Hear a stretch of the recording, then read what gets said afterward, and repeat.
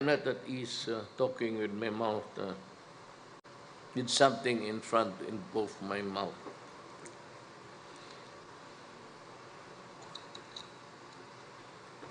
Ito sa panglayo, hindi sa pagbasa. I am pleased to join the distinguished officials and personnel of the Philippine Drug Enforcement Agency, the Philippine National Police and other law enforcement agencies, honorable judges, public attorneys, my fellow prosecutors, and other invited guests who are here to celebrate another milestone in our war against drugs. The destruction of these assorted drugs is an affirmation of our determination to put an end to this menace that has caused immeasurable harm to millions of individual users, destroyed countless families, and continue to threaten the moral fabric of our society. Let me take this opportunity to acknowledge the coordinated efforts of PDEA and the PNP, which led the seizure of more than 7 billion pesos worth of dangerous drugs that we destroy today.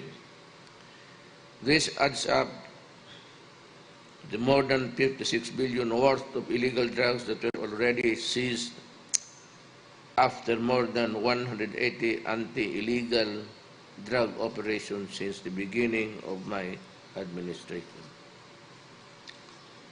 We will continue to work even harder, not only to suppress the supply of narcotics in our streets, but also to prevent our country from being used as a transshipment point for illegal drug trade in the Asia-Pacific region. Let me emphasize that our law enforcement agencies and the operatives, despite the extraordinary circumstances caused by the COVID-19 pandemic, these criminals do not cease in their nefarious activities.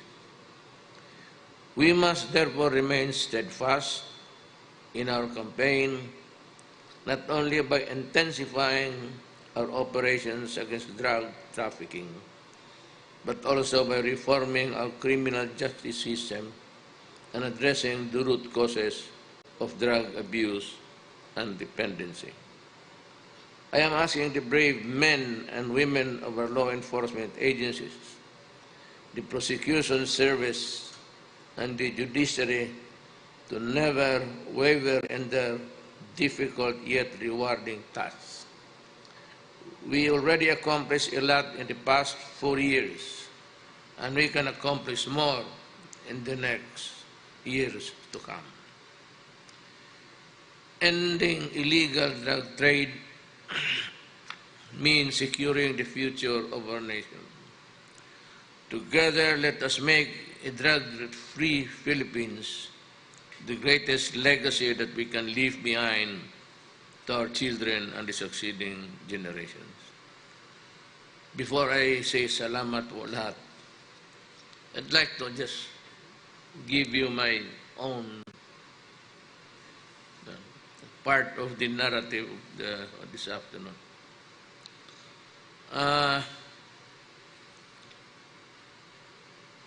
Early on, when I was a prosecutor,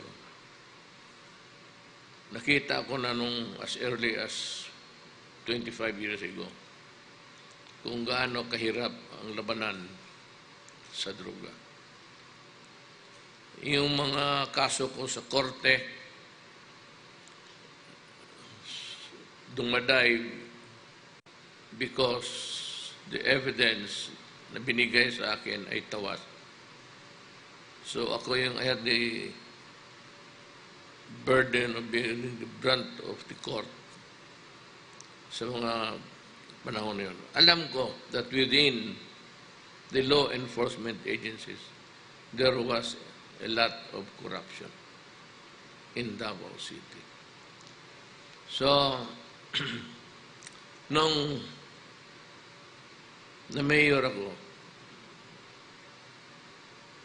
I was a prosecuting fiscal before I became the vice mayor. OIC, appointed kami doon, chorus time. Nung naging vice mayor ako, medyo nakita ko na yung malawak na kung saan-saan dinadaan. When I became mayor, I only had one statement to make at that time. Sabi ko, I intend to build a city that is comfortable for all the people. Do not destroy our children because they are our only wealth, ang mga anak namin. Kasi pagtanda na kami, sila naman ang magpapakain sa amin ng lugaw. As what we are doing to our parents and their parents and the parents of their parents for generation. Sabi ko, wag ninyong do not destroy the youth.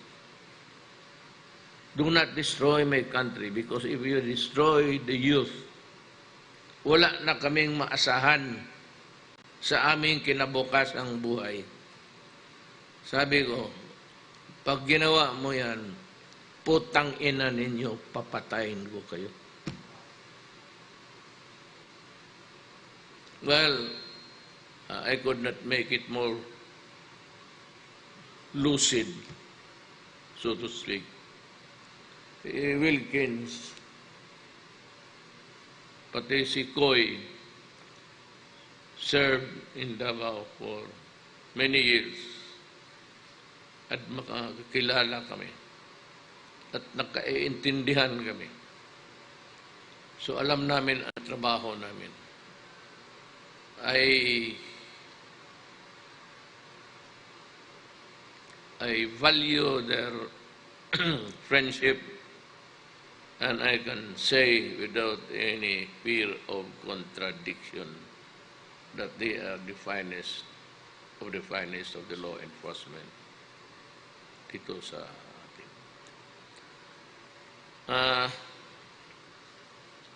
Nagkaintindihan kami. So, nalinis ko ang Davao.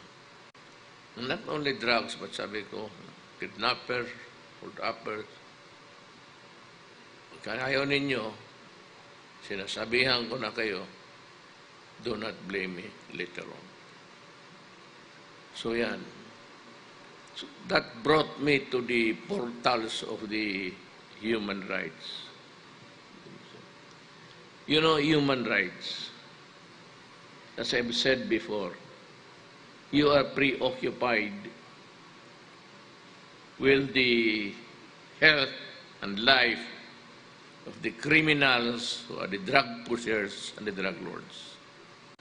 Me, as mayor and now as president, I have to protect every man, woman, and child from the evils of drugs. Ayaw ninyong maniwala kayo, basta sinabi ko, ang laro dito patayan. Because, kita mo naman marami naman akong pulis na patay. It's not a minimal number. I have lost police, kaya ako ganon sa kanila. So si Wilkins pati saya, pag sila ang namatayan, ganon na lang ang galit ko kung bakit namatay yung pulis o yung taga-PDEA. Nakala ko ba kayo ang mag-grade, kayo may armas? Eh di puta, barilin na lang ninyo. Any overt act, baski in the act of magbunot, baski wala pang baril nakita. If that hands wriggles into the waist, means to the baril yan. At lahat itong mga durugista may baril. may pantabla na talaga sila. Kaya, to this day, I say to the human rights, I don't give a shit with you. My order still the same. Kaya kung ayaw nila, palamin nila kung saan, ako na mismo. Kasi galit ako. Let me just stick to one topic dito sa droga. Itong 5, isang pamilya. Pag tinamaan itong tatay, wala na. Ang nanay, 3 anak, babagsak yan dahan-dahan. Away, kung ano-ano na lang, nagbubugbog ng anak, nagbubugbog ng asawa. The family becomes totally dysfunctional. Tapos, ang asawa, maghanap ng paraan para makapag-aral ang anak niya, mapakain niya. She is forced to go to the recruiters. Itong mga ulol naman sa human trafficking. Isa pa rin yan, mainit ako masyado dyan. Ilagay ko kayo sa listahan, mga hamak, magpunta ng abroad. Maiwan ang bata, teenager, yung isa, ibigay na lang doon sa tatay. Ultimately, magsabog-sabog yan. Ang tatay, may trabaho at magkano silyo niya? 300 a day, 500. 200 yung isang tira. Ewan kung magkano ng street level. Wala, sasabog yan. Itong asawa magpunta ng Middle East. Hindi naman sa lahat ng lugar. Pero there are places in the Middle East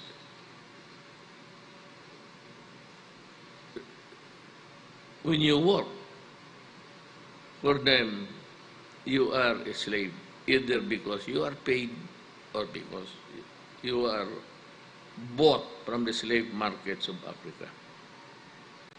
Pagkatapos noon, ayun,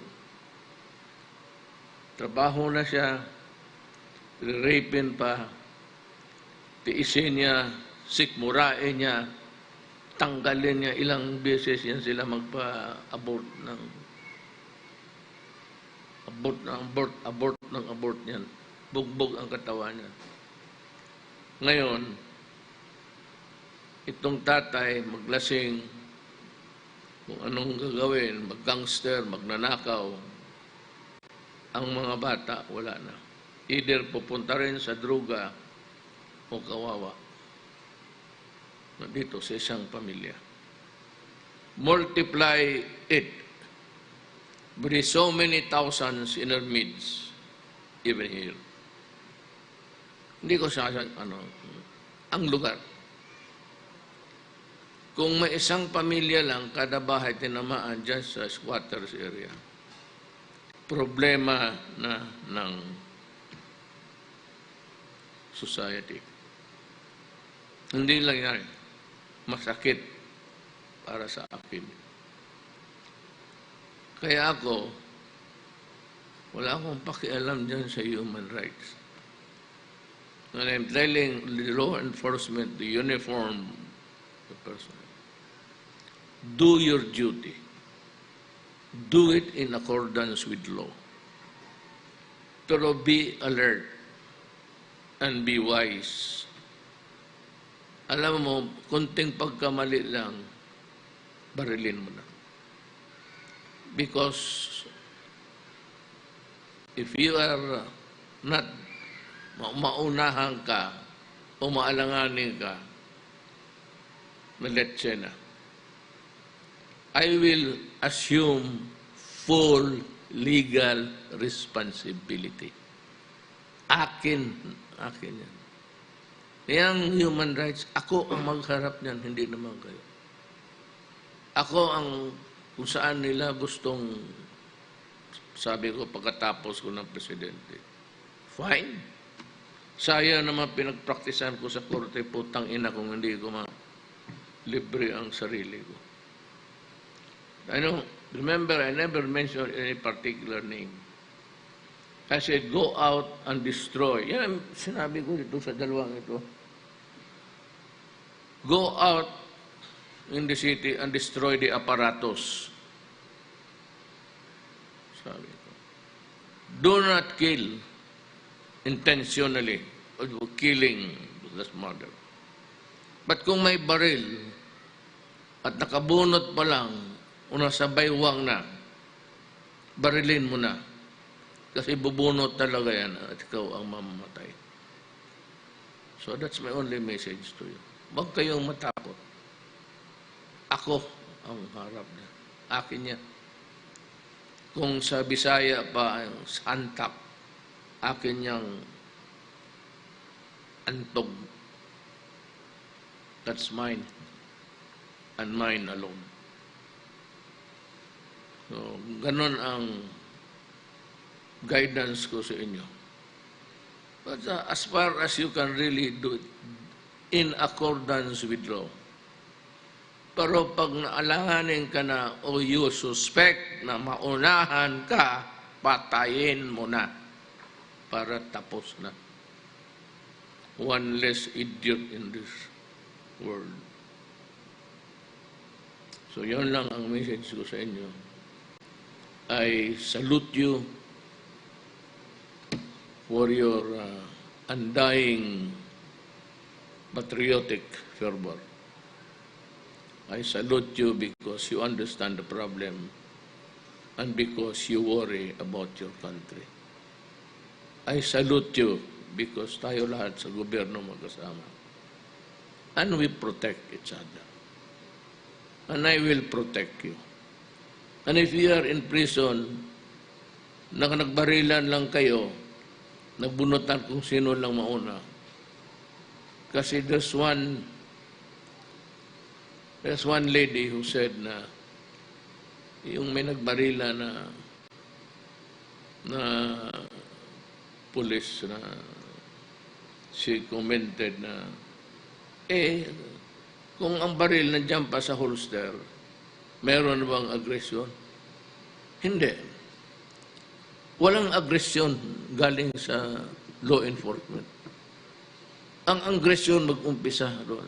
Kaya kung yung may holster, barilin mo na. Talagang bubunot yan. Otherwise, bakit mag-holster siya ng baril? Or if there's an overt act of parang magbunot, unahan mo na. Mamamatay ka talaga sa laro dito. You have to be, I said, street smart, alert, brave. Total ng buhay, ganun lang naman kung panahon mo naman talaga. Siyan mong iwat. Trabaho lang. At kung magtrabaho kayo ng gusto, ako'y magpapasalamat sa inyo. Maraming salamat po. Thank you very much to our beloved President.